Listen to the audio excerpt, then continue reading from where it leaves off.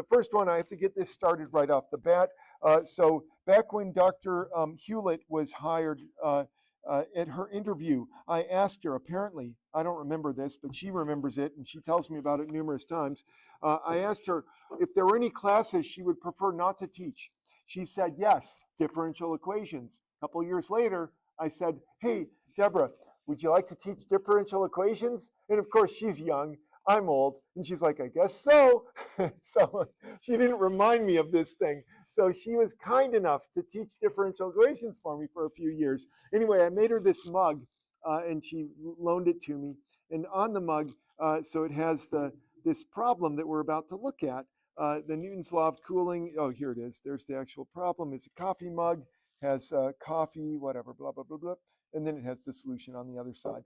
And it has plenty of room for coffee. So I thought we could put not coffee, but hot water in it and actually do this particular experiment. So I have a timer here. Give me a sec. Let me get this set up. So this is going to take all periods, the whole period. So, but we're going to need to, let's see, I've got my timer. Hold on a minute. I'll put this here, but don't worry, if you're watching the video, I'll put it on the iPad eventually. So this is the temperature.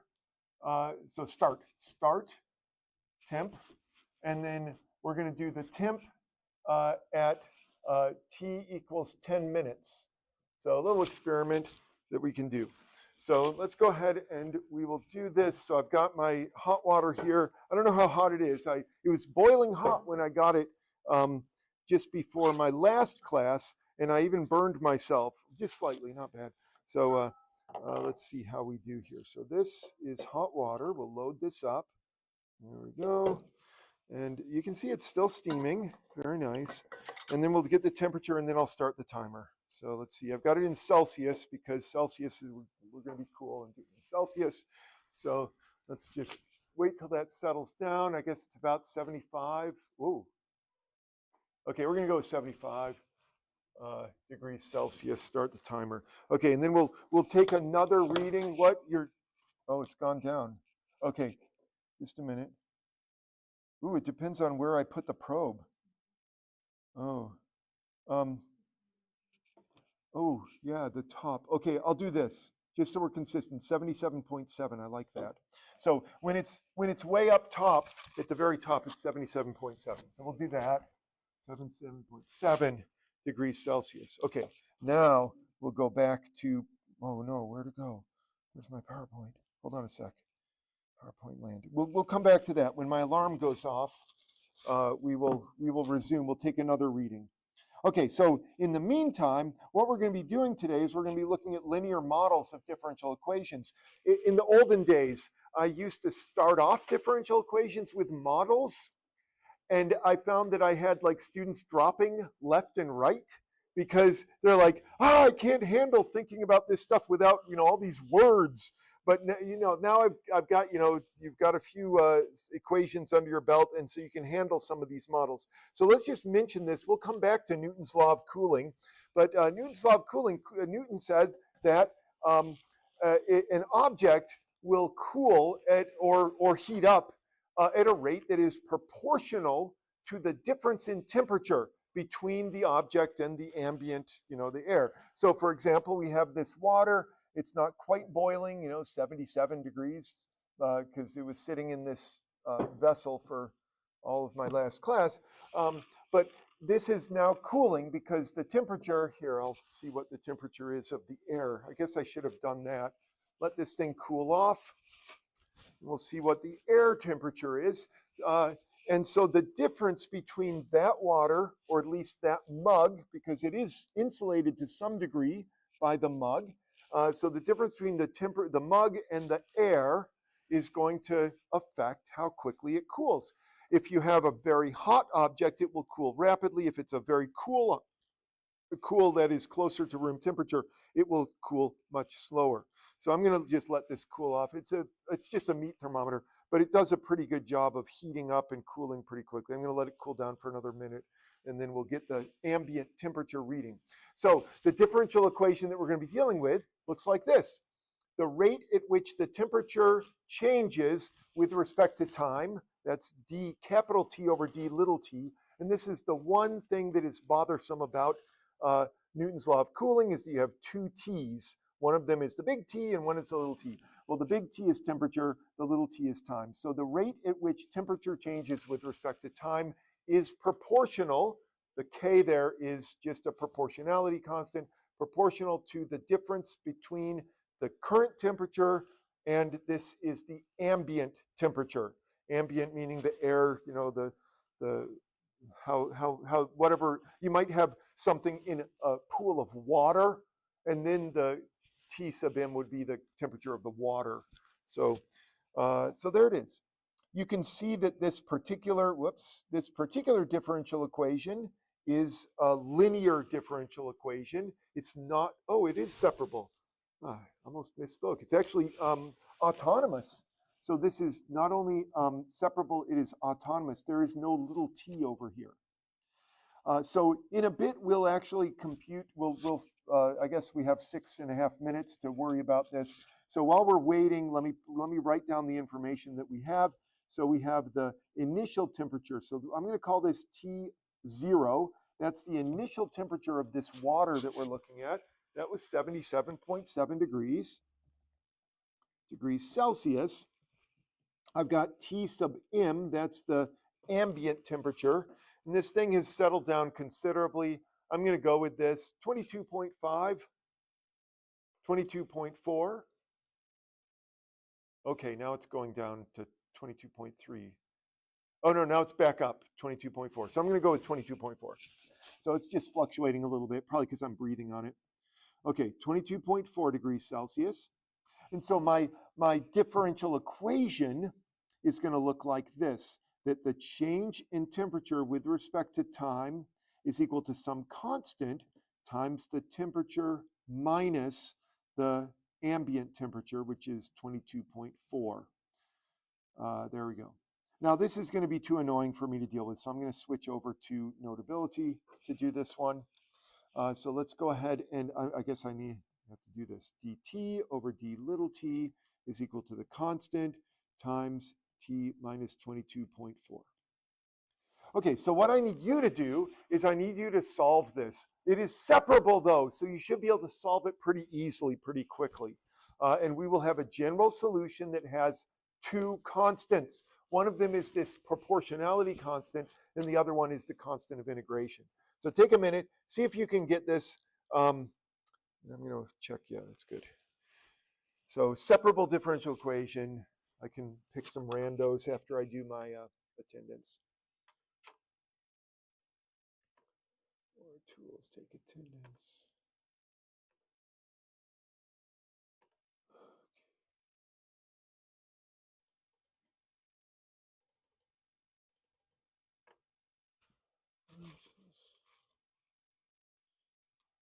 All right, wow. Okay, we're in good shape. All right, Joshua, do you have any idea what I would do to solve this differential equation? Yeah, just the first step.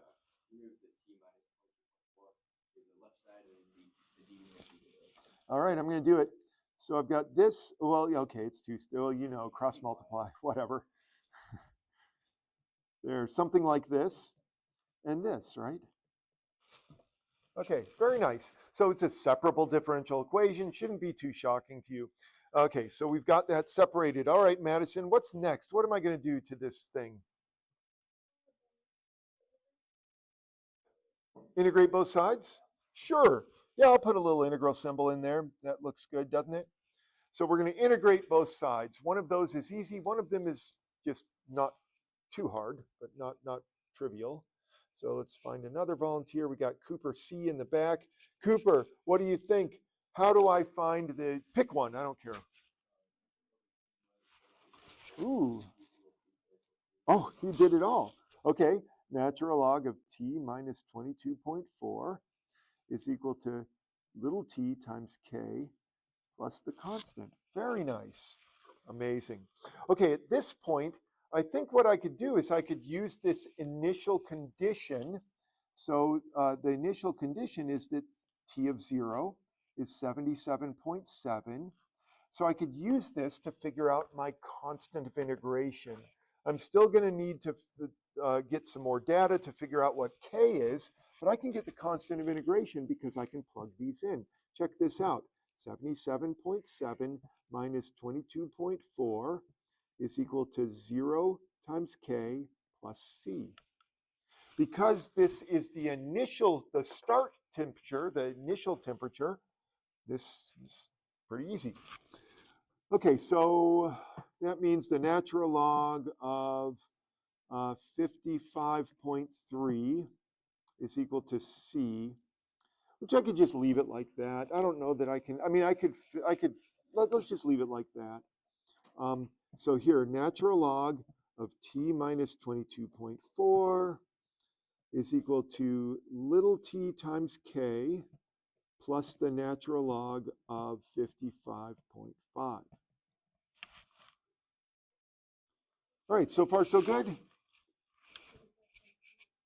3, not so good.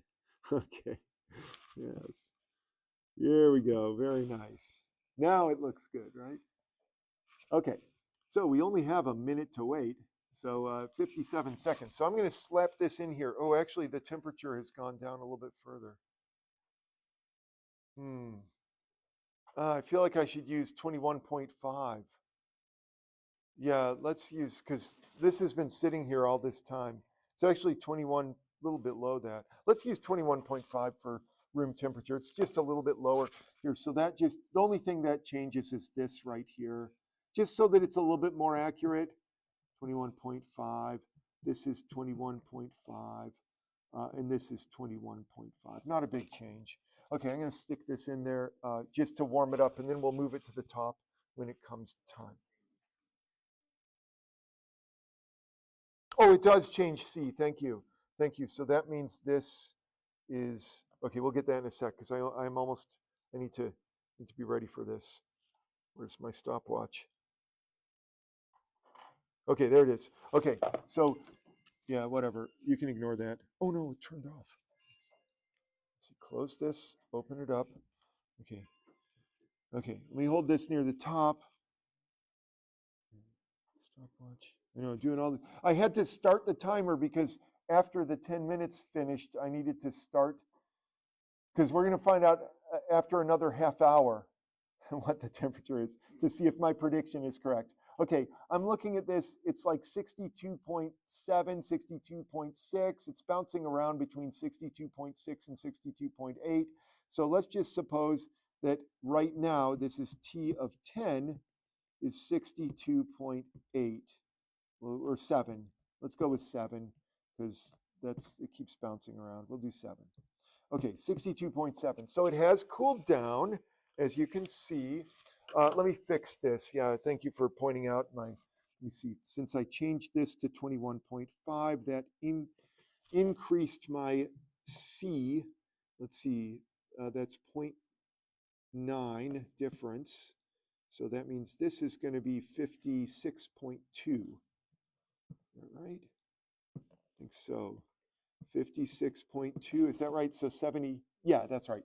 56.2, let's get rid of this. Let's get rid of this. Okay, so now we're going to make a prediction that if we leave that, well, we're going to let it cool for another half hour.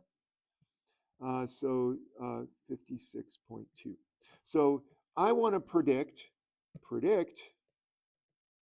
the temperature after 40 minutes. So that's another half hour. Yeah, I just realized that was dumb of me to do. Well, that's all right. I'll just leave it here and try to keep track. I have to go another 30 minutes. I've got it on stopwatch. I'm doing the best I can. Okay, so I'm going to predict this. Now to do that, now notice that I need to take this. We're going to figure out what K is now. So the natural log of 62.7 minus 21.5 is equal to T is 10. 10 times K plus the natural log of 56.2. Okay, so I think I need to use my calculator now. I'll just humble myself and pull out a calculator. And then we can get some actual numbers, 62.7, 21.5. I've got 41.2 here. 41.2 minus natural log of 56.2 is equal to 10k, which means that natural log of 41.2 over 56.2 all over 10 is equal to k. So let's see what that is. So divided by 56.2, do the natural log of that, divide by 10, and this is going to be a small number. So I've got k is equal to negative 0.031, 310 actually, if I go to the 10,000th place. So I want to make sure did I do anything wrong there? So I could have done the subtraction. I would have gotten the same thing, I think. Okay, so as long as you're happy with that, let's make our prediction, and then we can move on to the next application. So my prediction is that t, first of all, t of t is, where's my function? Oh, interesting. I guess I have to solve, just a minute. Let me solve for t. Here we go. That's more work than I'd hoped. Okay, that's okay. Copy, paste this down here. Okay, so we have k. The k is kind of annoying, so I'm gonna deal with that at the very end since it'll be easier. So let me do a little bit of algebra to solve for t, capital T that is. So first of all, I'm gonna, just so I'll tell you how I'm gonna do this. I'm gonna move this natural log over to the other side. I'm gonna combine the two natural logs, change to exponential form, and then I'll solve for capital T. So I get t minus 21.5 over 56.2 is equal to e to the t times k. Like I said, I'll deal with the k at the end. Now that means that capital T is equal to 56.2 e to the tk plus 21.5. Okay, so if we want to write this with the value of k, where was my k? Yeah, 3.1. So there it is. So let's just figure out what my predicted value. So this will be the predicted value of the temperature after another, I guess, 25 minutes now. So let's see, 56.2 times E. Give me a sec here.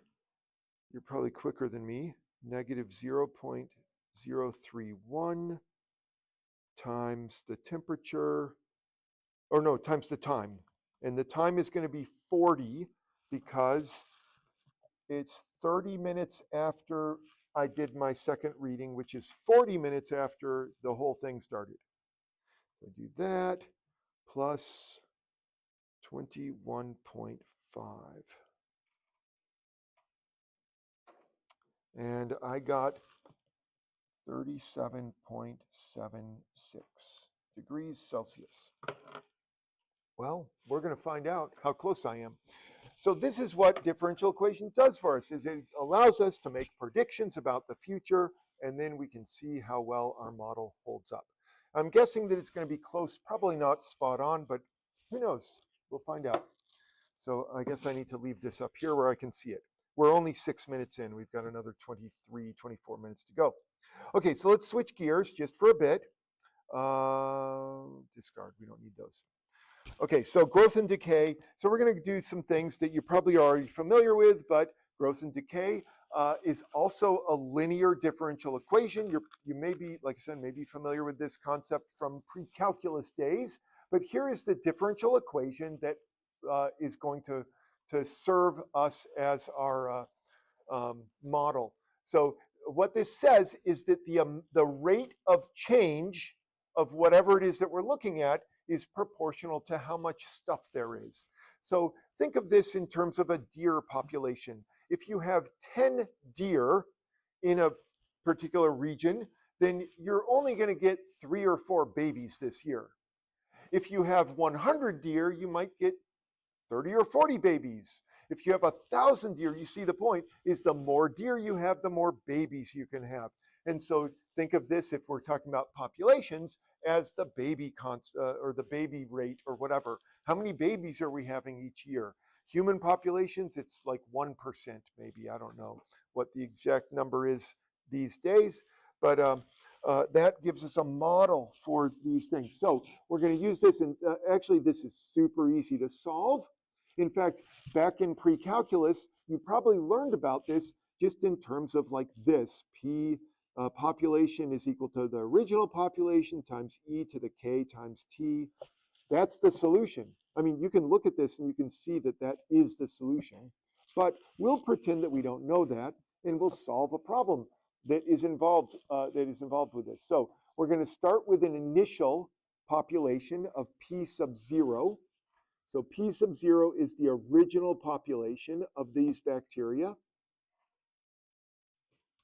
And then it says at 1 hour, the number of bacteria is measured to be 3/2 p sub 0. So p of 1 is equal to 3/2 p sub 0. And we want to know, well, how long, I guess it says, how long is it going to take for this bacteria to triple? All right, well, let's go through this. Now, I just want to let you know, I don't mind you using the sort of the pre-calculus way of doing this. And by pre-calculus, I mean not differential equations, but I'm going to use differential equations at least for a couple of these, just to show you how this works. So we have the population with respect to time. We're assuming that this is going to be proportional to the number of bacteria. And then this one is even easier than this other thing over here, the Newton's law of cooling, because this is it's separable and it's autonomous. But here, I'll do the first step for you. 1 over p dp is equal to k dt. There we go. Okay, good enough. All right, so let's find some volunteers. We're at 10 minutes, by the way, so 2 to go. So Asol, do you know either of these integrals? That's a k, by the way. What is it again? Okay. Yeah, ln, very good. So we got ln of the absolute value of p, very good. And then Luke, do you have the other integral? Yeah, kt, and then we have to put a c in there somewhere. So we'll put it over there. You know what? I just can't stand PowerPoint, so I'm just going to have to switch over. I know I complain about it every single day. You know, if I was really cool, I'd figure out a way to just avoid it altogether, but this is the life I'm leading. Okay, there it is. So there is there it is. Now we'll go through the motions here. We have this information. So I think we can use that to figure out what this constant is. So we have the natural log of p sub 0 is equal to k times 0 plus the constant. And then that tells me that the constant is equal to the natural log of p sub 0. Let's clean this up a little bit, kind of like what we did with the Newton's law of cooling problem. That is to say, let's go ahead and rewrite this just like this. So we have the natural log of p is equal to k times t plus the natural log of p0. It's kind of annoying, isn't it? So let's do it this way. We'll move the p sub 0 over to the other side so that you have this k times t, and then maybe rewrite this so that you have a single p over p0 is equal to k times t. I probably could have avoided this altogether if I didn't plan well, sorry. So that means that p over p0 is equal to e to the k times t, which means that p is equal to p0. Oh, look, it's exactly what I said we would get. But at least we've done it once, so you humored me, thank you. Yeah, if you want to just, like, anytime you have growth or decay problems, we'll talk about decay in a bit, not tooth decay. It's, well, although maybe that's modeling as well. But you could just skip up to this if you want. I'll understand. But anyway, let's go ahead and we'll do P of, what did it say? P of 1. P of 1 is equal to 3/2 of P0. Whoops. And so what that means is that if I plug 1 into that function, P0 e to the k, that should equal 3/2 P0. So that means e to the k should equal 3/2, or k is the natural log of 3/2. All right, well, we're well on our way to getting a solution to this thing. Okay, we're doing well, 13 minutes. Okay, so what is it we're trying to figure out? Oh, when does it triple? Okay. Okay, so that means that P is equal to P0 e to the natural log of 3/2 times T. All right, let me just pause because I feel like everything's kind of stretched out and it's hard to see. Did I lose anyone up here? Do you understand where everything went? I'll just give you a break. I'll just stand aside for a sec.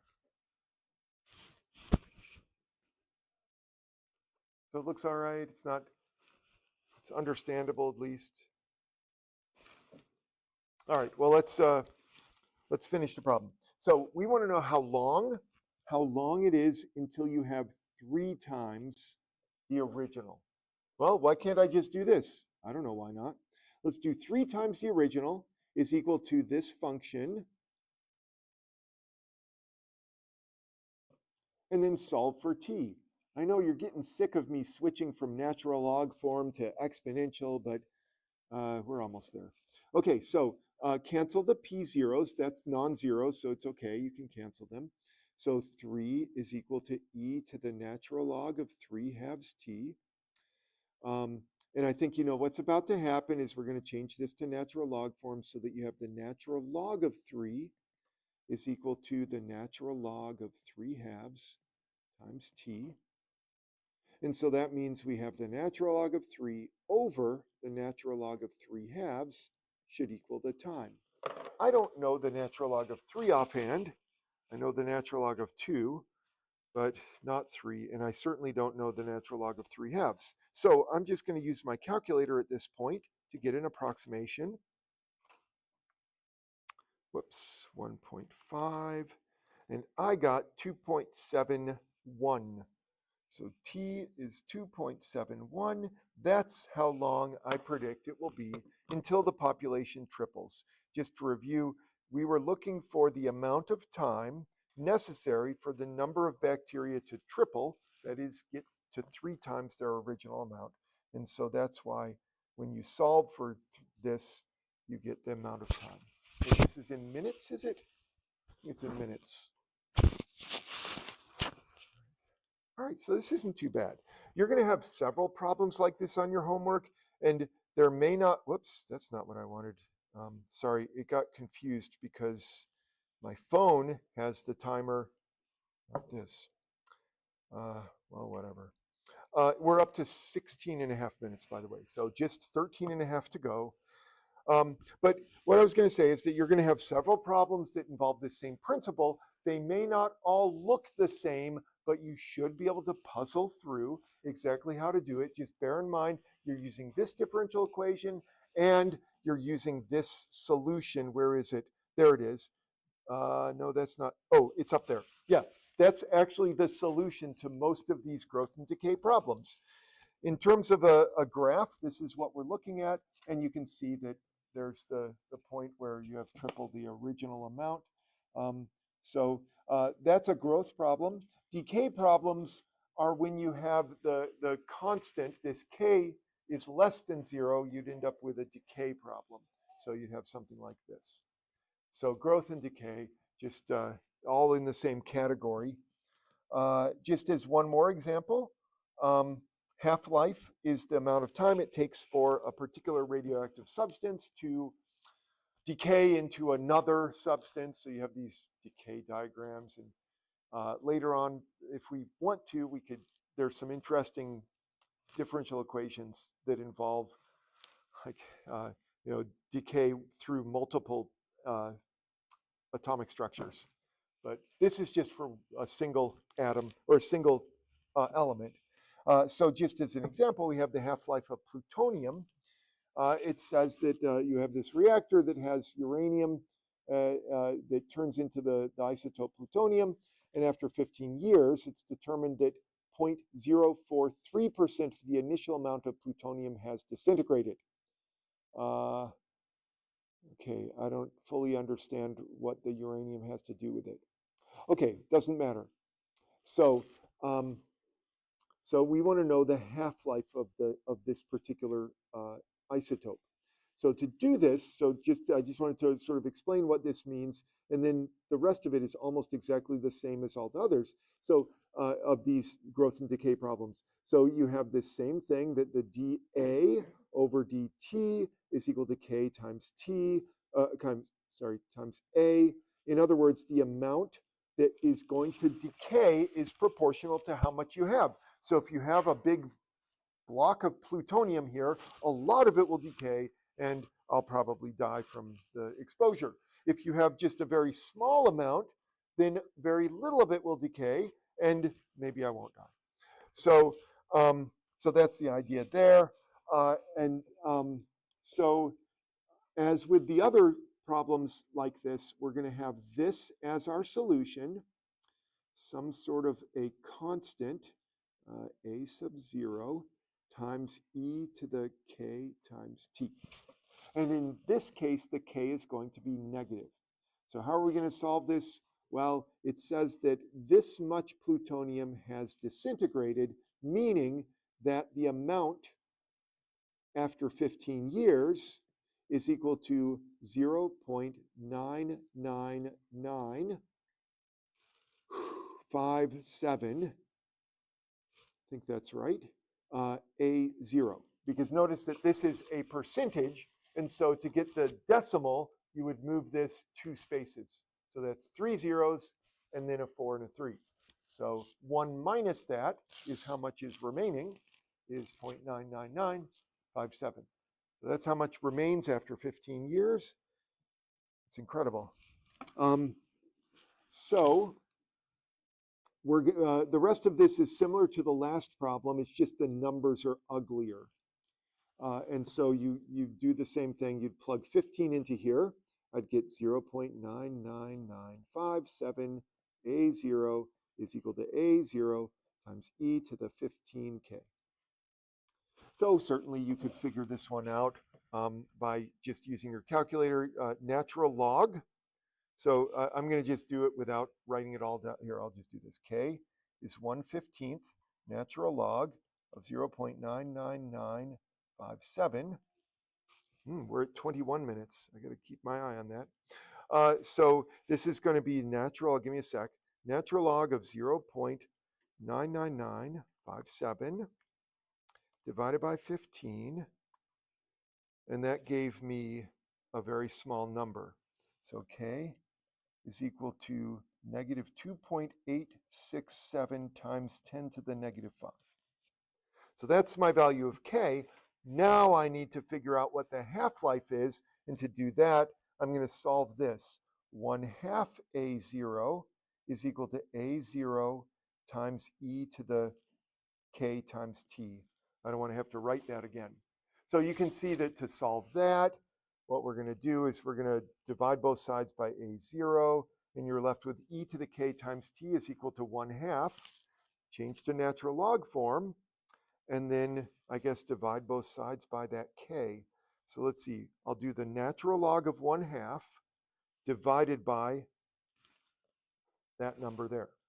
So I've got it all on my calculator. So natural log of 0.5 divided by that number, and I got 24,174. So 24,174, that's how long it takes plutonium, well, the half-life. So after that many years, it was years, wasn't it? Years, yes. So after that many years, you still have, well, you have half of the plutonium left.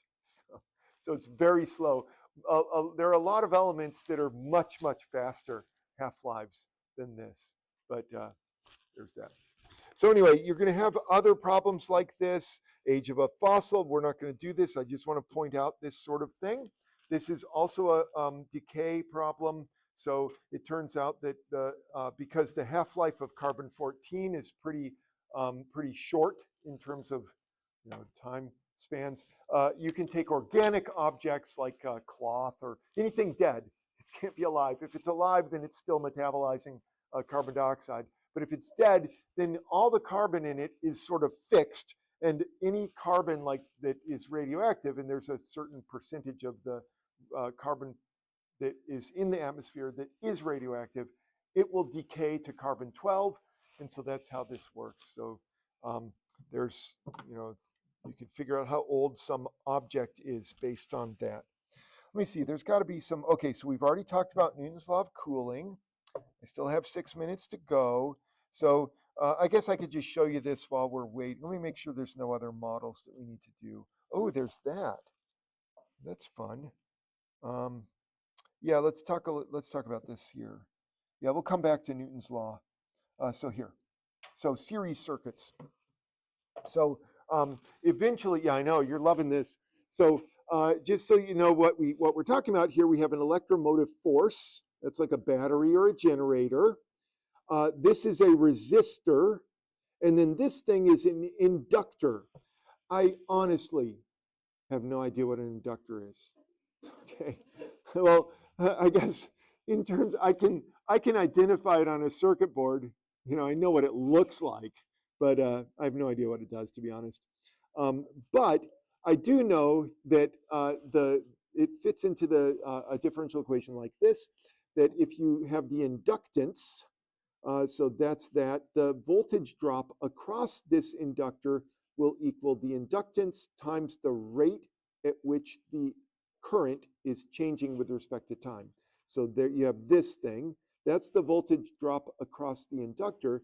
This voltage equals IR is, hopefully everyone who has had any physics knows that voltage is current times resistance. That's the voltage drop across the resistor. And then you have, of course, the battery or generator that is powering this whole thing.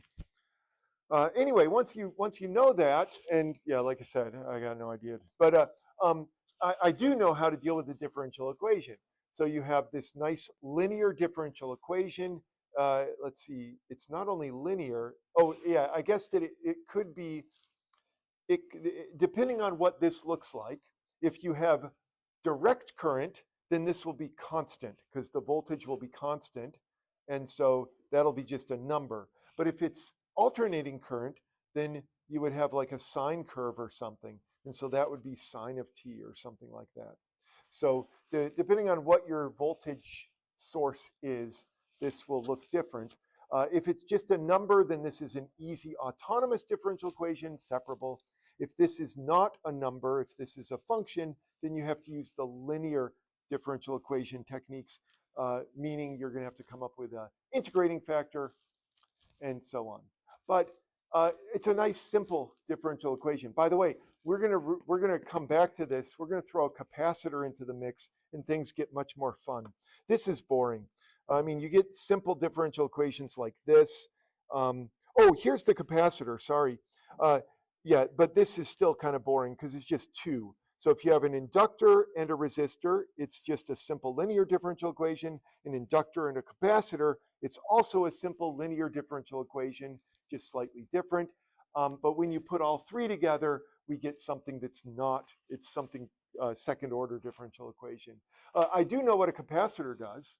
So that's a capacitor is like it's like a really short-term battery, if you will. So it's just two thin pieces of metal. I mean, I used to play with them as a kid. You pop them open and it's this long strip of metal. I don't know if anyone's done this. Like the capacitors in your, like you take apart, you don't do this? Take apart electronic equipment? Yeah, he does. So yeah, you know what I'm talking about. Take the capacitor and you plug it into the wall. If you've ever done that, it explodes. Yeah, I know. I had a very, I'm surprised I'm still alive. I know. So yeah, so the capacitor, it's like a battery, but it's a very short-term battery, so it will hold charge. I guess that's what I should say. Holds charge. This is a resistor.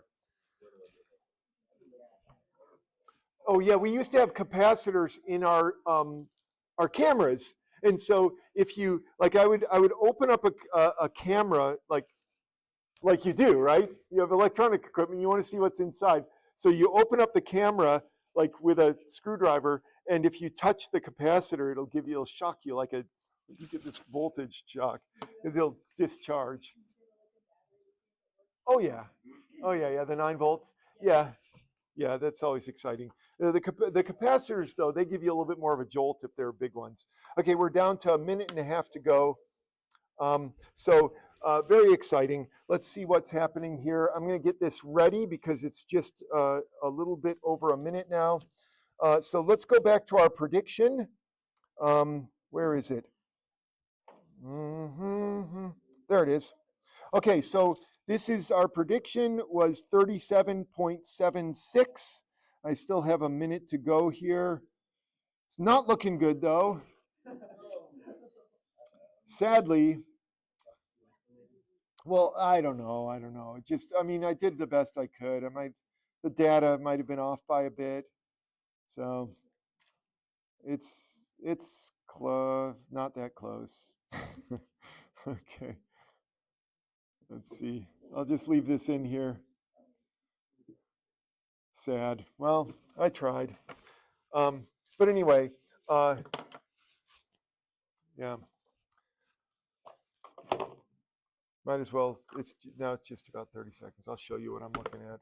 It's pretty much, the temperature is about the same up and down. I've moved this up and down. It's about the same, a little bit warmer at the top, probably because it's just much cooler, so there's not as much temperature differential. So let's take a look. It's 15 seconds to go here. Where's my camera? There it is. Okay, sad. Yeah, a little bit off there. Yeah, towards the top, it's 40. It's closer to 45. There it is, 30 minutes. Well, 44. I was off. Well, still a little disappointed to be honest. But I'm going to guess. I'm going to just say that the reason that it's not as perfect as we would hope is because there's more insulation on the sides, less insulation on the top. I don't know. I'm just grasping at straws to be honest. But but it was close. 44.5 compared with 37.7. How far off are we? That's 8 degrees, not even 7.5, 7.8 degrees, 7.9 degrees, whatever. So not bad. I'm not too displeased with that result. Okay, so one more thing and then we'll be all done. You probably are familiar with this, those various crime thriller shows that you get where they take the temperature of the body and they predict the time of death based on this. This is all based on Newton's law of cooling. So another application of Newton's law of cooling. Okay, so I will update the homework. I don't think there's homework for Monday from this section. Oh, is this? No, that's something else. So I'll update the homework. If you want to stick around to chat, you can. Otherwise, we will see you on Monday and we'll resume collecting homework. So I'll actually be back in business on Monday. And hopefully next week sometime, I'll actually have a practice test for the midterm, which is 2 weeks from today. So 2 weeks